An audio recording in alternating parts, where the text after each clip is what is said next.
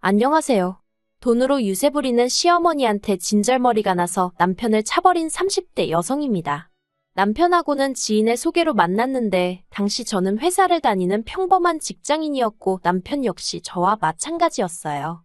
다만 차이가 있다면 저는 사무직이고 남편은 생산직이라서 회사 자체는 비슷한 수준이었는데 남편이 저보다 연봉이 높았지요. 그렇지만 막상 결혼 이야기가 나오면서 서로 돈은 얼마나 모았고 그런 걸까 보니까 이제서야 말이지만 빚 좋은 게 살구가 딱 저희 남편이었네요. 저는 그래도 친정 부모님이랑 같이 지내면서 회사 생활을 했기 때문에 매년 연봉의 절반 이상을 저축했던 반면 남편은 사회생활을 시작한 이후로는 시댁에서 나와 계속해서 자취를 했거든요. 그리고 사정이 그렇다 보니 월급을 받으면 거기서 벌써 방세 얼마, 식비 얼마에서 빠져나가는 돈이 상당했다고요.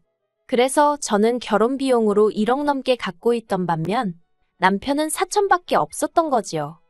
하지만 그때 저는 무슨 생각이었냐면 일단 저희가 결혼을 하면 집 같은 경우 적어도 월세로 살진 않을 테니 방세로 나가는 돈이 굳을 거고 식비도 집에서 해먹기 시작할 테니 많이 줄일 수 있을 것 같았어요. 그래서 두 사람이 성실하게 알뜰살뜰 살면 금방 자리를 잡을 수 있을 거란 확신이 있었지요. 어떤 특별한 비전이 있는 건 아니었지만 저희 두 사람의 성실함, 거기서 희망을 봤다고 해야 할까요? 남편이 처음 저를 데리고 시댁에 인사를 드리러 간 날이었어요. 어머님께서는 저를 앞에 앉혀두시고 어머님은 이런저런 질문을 건네셨습니다. 저희 친정부모님은 무얼 하시는지, 저는 학벌이 어떻게 되는지와 같은 남편이 이미 어느 정도는 말씀을 드렸음직한 그런 것들을 다시 물으셨지요. 그리고 저는 딱히 숨길 것도 없었기에 질문마다 성심성의껏 답해드렸습니다. 하지만 친정부모님의 재산이라던가 그런 걸 여쭤보셨을 때는 조금 난처했어요. 그도 그럴 것이 친정부모님의 재산은 친정부모님의 것이지 제 것이 아니기에 별로 관심을 가져본 적이 없었거든요. 그저 친정아버지께서 오랫동안 의류사업을 하시면서 저희 집이 그렇게 어렵지 않다는 정도만 알고 있었달까요? 아무튼 어찌나 어머님께서 꼬치꼬치 물어보시는지 정말 진이 빠지대요. 그래도 일단 이래저래 인사를 마치고 시댁에서 빠져나왔습니다. 남편이 옆에서 저더러 긴장했었냐며 묻길래 긴장도 좀 하고 여러 가지로 신경이 많이 쓰였다고 했어요. 그랬더니 사실 어머님께서는 친정에서 얼마나 도와주실 수 있는지 궁금하셨던 것 같다고 하대요. 그래서 제가 남편에게 나는 도움을 받을 생각이 전혀 없다고 했습니다. 내가 모아둔 돈도 적지 않으니 굳이 손 벌릴 이유를 모르겠다고요. 그러니까 남편이 어머님은 그래도 한 5천만 원은 해주려고 하시는 것 같은데 제 이야기를 들으시면 서운해하실 것 같다나요? 그래서 제가 그럼 어머님한테 내가 모은 돈이 당신이 모은 돈의 2배가 넘는다는 말씀을 드리라고 그러면 해주시면서도 크게 속상해하진 않으실 거라고 했지요. 그랬더니 저더러 어머님 자존심을 건들라는 이야기냐고 남편이 살짝 발끈하는 거예요. 지금 돌이켜보면 이때 뭔가 이상함을 감지하고 결혼이고 뭐고 판을 엎었어야 하는데 그때는 그냥 제가 말실수를 했나 싶어서 남편에게 그러니 돈은 아니었다고 미안하다 했어요. 그리고 남편 말대로 며칠 뒤 어머님께서 당신이 저희 결혼에 5천만 원을 보태줄 건데 저희 부모님은 어떻게 하실 건지 여쭤보라며 연락이 왔습니다. 그래서 저는 남편에게 했던 말 그대로 전했어요. 친정부모님께는 손 벌리지 않을 생각이라고요. 그러니까 어머님은 그런 건 저 혼자 정하는 게 아니라며 화를 내시대요. 그리고 예단도 해와야 할 거 아니냐고요. 그런데 예단도 사실 생략하려고 하던 참이었거든요. 왜냐하면 계속해서 돈 이야기라 좀 그렇지만 그래도 어쨌든 돈도 제가 더 많이 해가는데 예단까지 하자니 부담스러웠던 게 솔직한 제 심정이었어요.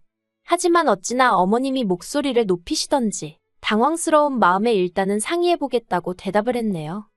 그리고 친정부모님은 당연히 예단이고 뭐고 필요한 건 다 하라고 하셨습니다. 뭐하러 그런 걸 안 해가서 눈밖에 나느냐고. 남들보다 더는 못해도 남들만큼은 해가라고요. 하지만 결론부터 말씀드리면 결국은 안 해갔어요. 왜냐하면 결혼을 앞두고서 남편이 모았다던 사천도 순수 사천이 아니라는 사실을 알게 되었거든요. 남편에게는 저에게 말하지 않은 마이너스 통장이 있었고 이미 거기서 1,000만 원이란 빚을 지고 있었습니다. 그러니 결국은 3천에 어머님이 보태주신 5천, 총 8천이 전부였는데 단순히 금액 때문만이 아니라 어쨌든 결국 저에게 거짓말을 했다는 게 괘씸하더라고요. 그래서 예단이며 그런 건 전부 다 안 하겠다고 했지요. 친정아버지가 남편 준다며 사주신 명품 시계도 제가 취소시켜버렸네요. 그리고 이 일로 이미 시작부터 어머님과 제 사이는 썩 좋지 못했습니다. 어머님은 남자가 사회생활하다 보면 1,000만 원 정도는 빚을 질 수도 있는 거라며 저더러 밖에 나가보라고 5천이고 1억이고 빚진 사람들이 천지라며 저를 유난스럽다는 식으로 몰아가셨거든요. 그리고 저더러 너는 그렇게 좋은 걸 들고 걸치고 다니면서 예단으로 시애미 가방 하나 해오는 것도 아까웠냐며 짜증을 내시대요. 하지만 일단 저부터 예물 하나 받은 게 없었고 어머님이 말씀하시는 소위 그렇게 좋은 것들은 대부분 친정부모님이 사주시거나 물려주신 것들이었습니다. 그리고 솔직히 생각지도 못한 빚이 1,000만 원이나 있다는데 무슨 좋은 마음이 들어서 명품백을 사드리고 싶었겠어요? 그리고 어머님이 해주시는 돈이 5천이었는데 고르신 예단이 800만 원짜리 가방이었습니다. 그러니 더는 제가 말하지 않아도 제가 어떤 기분이고 생각으로 안 해드렸는지 이해가 되시겠지요. 저희는 결혼하자마자 바로 혼인신고를 하진 않았습니다. 그건 바로 어머님의 반대 때문이었어요. 그런데 지금은 그런 어머님께 감사한 마음입니다. 덕분에 남편을 차버리는 일도 비교적 어렵지 않았으니까요. 시작은 이랬습니다. 원래는 제 돈에 남편이 가지고 온 돈 그리고 대출을 받아서 위치가 서울 외곽이더라도 작은 아파트를 하나 사려고 했어요. 그런데 어머님이 당신 아들이 청약 통장이 있으니 청약을 노려봐야 한다며 아파트를 못 사게 하시더라고요. 그리고 사실 어머님한테 저도 시시콜콜 이야기하진 않았지만 저도 저대로 취직하자마자 만든 청약 통장이 있었거든요. 그래서 속으로 그래. 남편이든 나든 누구 하나만 되면 그것도 나름대로 대박이지 싶긴 했어요. 하지만 동시에 남편이나 저나 딱히 받을 가산점도 없는데 언제까지 청약만 바라보고 있나 싶은 거예요. 저희가 전세만 전전하는 사이에 다른 집들 집값은 다 올라가면 어쩌나 걱정도 되었고 그래서 이런저런 생각으로 골치가 아프던 와중에 친정어머니 아시는 분 중 부동산을 하고 계시던 분이 정말 괜찮은 매물이 하나 나왔다며 연락을 주셨어요. 그리고 바로 찾아가서 보니까 마음에 쏙 들더라고요. 그래서 남편에게 그 아파트를 사자고 했어요. 그런데 어머님이 그러면 명의는 남편 명의로 하라고 하시대요. 당신이 5천만 원이나 보태줬지 않았냐면서요. 그래서 저도 저대로 제 돈도 1억 들어갔다 하니까 그럼 혼인신고하지 말고 제 3자 명의 그러니까 어머님 명의로 하랍니다. 솔직히 제가 약 먹은 것도 아니고 미쳤나요? 그래서 결국 그 아파트도 안 사고 혼인신고도 안 하게 되었죠. 그러다 작년에 제가 청약에 당첨이 되었습니다. 남편도 같이 신청을 했는데 남편은 떨어지고 저만 붙었어요. 1억 남짓한 현금이 필요했는데 남편이 선뜻 5천을 내주더라고요. 하는 말이 원래는 자기가 청약에 붙으면 보태라고 어머님이 따로 주신 돈이었답니다. 그런데 자긴 떨어지고 제가 되었으니 일단 저더러 쓰라고 하더라고요. 그리고 그때만 해도 제 재산이 남편 재산이고 남편 재산이 제 재산이란 생각이 컸기에 별 생각 없이 받았었어요. 그렇다고 시쳇말로 그 돈을 제가 날로 먹을 생각은 절대 아니었고요. 매달 얼마씩 갚아드려야겠다는 생각을 하고 있었습니다. 그리고 이제 청약까지 되었으니 슬슬 혼인신고도 하고 공동명의로 할까 하는 생각도 했지요. 그런데 이 일이 있고 얼마 지나지 않아 생각지도 못한 상황을 맞닥뜨렸습니다. 남편이 저 몰래 또 주식을 하느라 대출을 받았던 거지요. 그런데 적반하장도 유분수지. 제가 왜 상의도 없이 대출까지 받아가면서 주식을 했냐고 물으니 자기가 원래 그 5천만 원을 저한테 안 줬으면 대출도 안 받았어도 됐었답니다. 그리고는 자기도 그때 뭐가 눈에 씌어서 그 돈을 저한테 준지 모르겠다면서 막 화를 내는 거예요. 이 일로 인해 저는 남편에게 크게 실망을 했고 공동명예는 말도 안 된다는 결론을 내렸어요. 그리고 그 다툼으로 인해 저는 남편과 약 2주간 말을 안 하고 지내게 되었는데 솔직히 그런 와중에 제가 남편에게 밥을 차려주고 싶었겠어요? 빨래를 해주고 싶었겠어요? 제가 그렇다고 전업주부도 아니고 저도 남편처럼 돈 벌어오는 직장인이었으니까요. 그랬더니 남편이 어이가 없다면서 기어이 시댁으로 가출을 하대요. 솔직히 부부싸움이니 이렇든 저렇든 정면 돌파를 하든 저와 둘이서 풀기를 바랬습니다. 하지만 남편이 시댁에 가면서 상황은 걷잡을 수 없이 복잡해졌고 결국 보시다시피 이렇게 갈라서게 된 거예요. 남편이 집을 나간 지 5일째 되던 날, 어머님이 연락도 없이 집에 찾아오셨어요. 그래서 문을 열어드리니 중문이 부서질 듯 밀고는 들어오시대요. 그리고는 이런저런 이야기는 할 것도 없다며 제가 너무 괘씸하니 당신 돈 1억을 토해내랍니다. 그래서 제가 그게 갑자기 무슨 말씀이시냐고, 무슨 1억을 말씀하시는 거냐고 물었어요. 그랬더니 결혼할 때 준 5천하고 이번에 당신 몰래 당신 돈 5천을 제가 빼돌리지 않았냐면서 그거 당장 내놓으라는 거예요. 어이가 없어서 결혼할 때 주신 5천은 저 좋으라고 저한테 주신 돈이 아니지 않냐? 그 돈은 지금 이 집 전세보증금으로 다 들어가 있으니 전세계약 끝날 때 받아가시라 했습니다. 그리고 다른 5천은 빼돌렸다니 그런 말씀 마시라고.